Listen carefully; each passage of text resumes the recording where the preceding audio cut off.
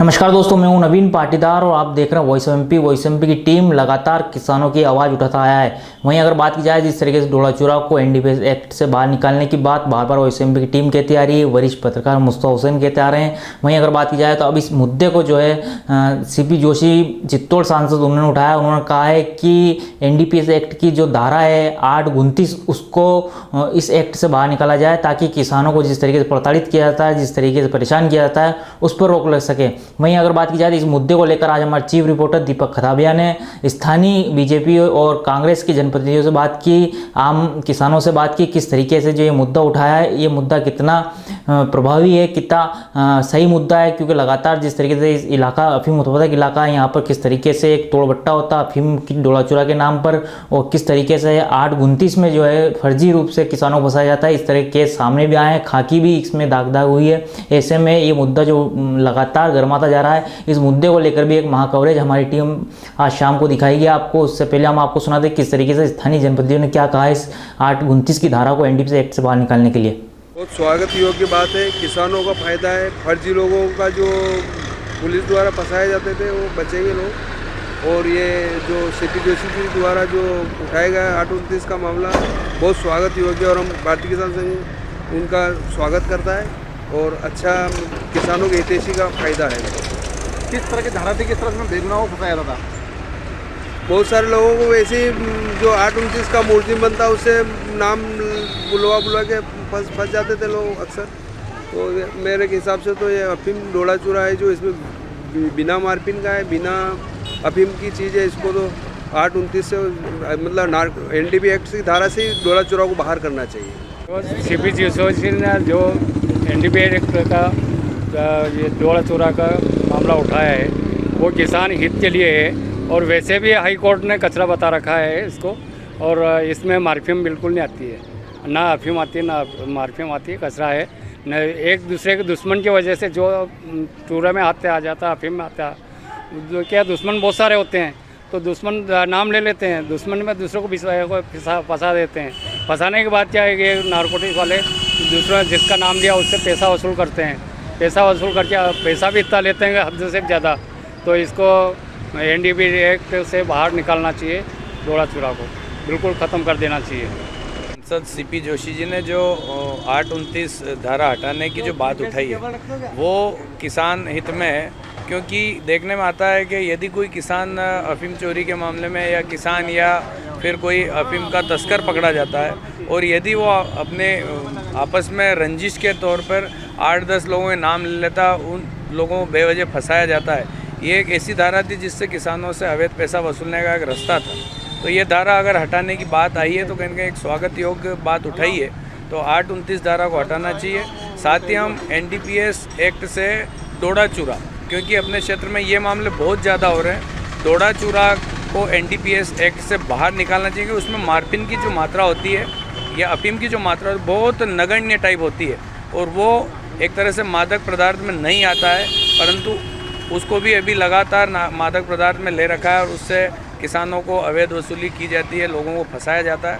तो कहीं ना कहीं उसके ऊपर भी सरकार को ठोस निर्णय लेना चाहिए और डोड़ा चूरा को इससे बाहर निकालना चाहिए। कानून है 829 का, ये बहुत पहले ख़त्म हो जाना चाहिए था। भाजपा सरकार को अब होश आया है कि ये कानून ख़त्म हो जाना चाहिए। यह कानून एक अवैध वसूली का एक जरिया है जिससे कई गरीब लोगों के घर उजड़ चुके हैं और कई बेगुनाह लोग जेल में सड़ रहे हैं।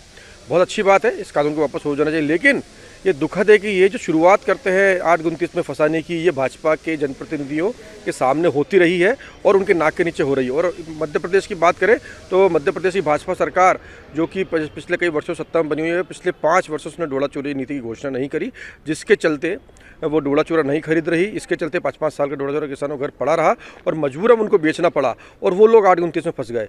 ये जो 829 का मामला है, इसमें अगर मुख्य भूमिका देखी जाए इस कानून को में दोषी लोगों को फंसाने की, तो भाजपा सरकारों की ही रही है। जोशी जी ने जो बात कही है बिल्कुल सही है और वो धारा ख़त्म होनी चाहिए। कांग्रेस ने इस बात को काफ़ी पहले ही उठा दिया था, क्योंकि ये जो क्षेत्र है यहाँ पर अफीम काफ़ी मात्रा में पैदा होती है। हज़ारों किसान यहाँ पर अफीम बोते हैं। अफीम तो सरकार ले लेती है, उसके भी दाम कम दे रही है, जो लागत मूल्य है उसके दाम भी कम दे रही है। इसके बाद जो डोड़ा चूरा बचता है, डोड़ा चूरा को भी सरकार को खरीदना चाहिए ताकि किसान को राहत मिले। डोड़ा चूड़ा रखने के लिए वो बहुत परेशान रहता है। घर में रखता है तो सांप बिच्छू उसमें पैदा हो जाते हैं, नष्ट करता है तो उस पर धाराएँ लगा दी जाती हैं। और कभी कभी क्या होता है कि लालच में आकर, बहकावे में आकर वो, और अपने घर में अगर कोई शादी ब्याह है और खर्चे की नौबत आती है तो वो उसको लोग बहका के उससे डोड़ा चूड़ा खरीद लेते हैं, परंतु वो उस पर पुलिस और एक्साइज वाले एनडीपीएस के केस लगा देते हैं। और ऐसे पूरे ज़िले में और क्षेत्र में हजारों किसान, बेगुनाह किसान, और इस जो डोड़ा चूरा को परिवहन करते हैं, वो परिवहन करने वाले तो केवल थोड़े से लालच में करते हैं, जबकि खरीदने वाला बहुत बड़ा आसामी होता है और जिसके माध्यम से इकट्ठा किया जाता है वो भी बड़ा कोई माफिया होता है। इसमें क्या होता है कि जैसे जो मुजरिम पकड़ाता है, वो मुजरिम जब बेगुनाह किसानों का नाम लेता है और जिनकी जानकारी या फिर कोई साक्ष्य मौजूद नहीं होता है, उसके बाद भी उनको परेशान किया जाता है। तो इस धारा को देखते हुए माननीय सांसद जी ने जो ये लोकसभा में क्वेश्चन उठाया है, ये स्वागत योग्य है।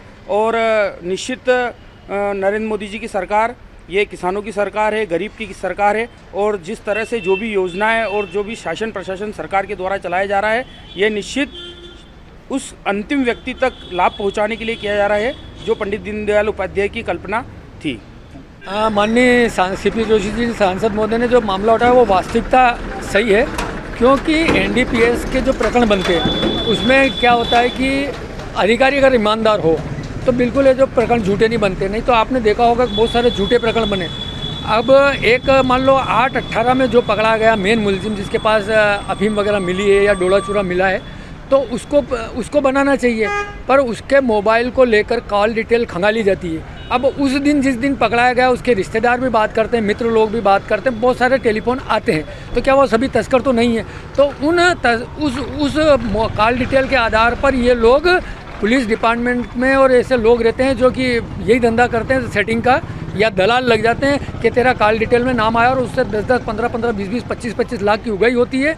तो ये धारा जो है ये किसानों के लिए बहुत बड़ी खतरनाक धारा है और इसको बिल्कुल ख़त्म कर देना चाहिए, क्योंकि इसके ख़त्म होने से ये जो फर्जी एनडीपीएस में, आज कनावटी जेल चले जाइए जहाँ पर मान लो 300 कैदी अगर एनडीपीएस के बंद हैं तो उसमें है जो 50-60 ही मेन होंगे, बाकी सब फर्जी बना रखे। तो कांग्रेस जो अफीम क्षेत्र से जो सांसद आते हैं, सीपी जोशी और सुधीर जी गुप्ता, वो हमेशा अफीम किसानों के मुद्दे उठाते रहते हैं लोकसभा में। और ये अभी जो मुद्दा उठाया इन हमारे सांसदों ने 8-29 का, ये बहुत ही बढ़िया मुद्दा है और ये किसानों के हित में है, क्योंकि बहुत से किसान निर्दोष रहते हैं डोडे चूरे के केस में। जो निर्दोषों को फंसाया जाता है आपसी रंजिश में 8-29 के मामलों में, क्योंकि ग्रामीण क्षेत्रों में आपसी रंजिशें बहुत सी रहती हैं, उनको आपसी रंजिशों में 8-29 वो डोडे चूरे के झूठे नाम लेके मुकदमे बनाए जाते हैं। और या तो फिर पुलिस प्रशासन उनके जरिए खड़े तोड़ बट्टे करती है। अपन मीडिया के माध्यम से बहुत बार देखते हैं, नीमच मंदसौर के जो पुलिस महकमा है वो खड़े तोड़ बट्टों में बहुत से पुलिसकर्मियों को निलंबित भी कर चुके हैं। और हमारे जनप्रतिनिधि पिछले बहुत सालों से 8-29 डोडे चूरे को 8-29 से निकालने के लिए प्रयास हैं।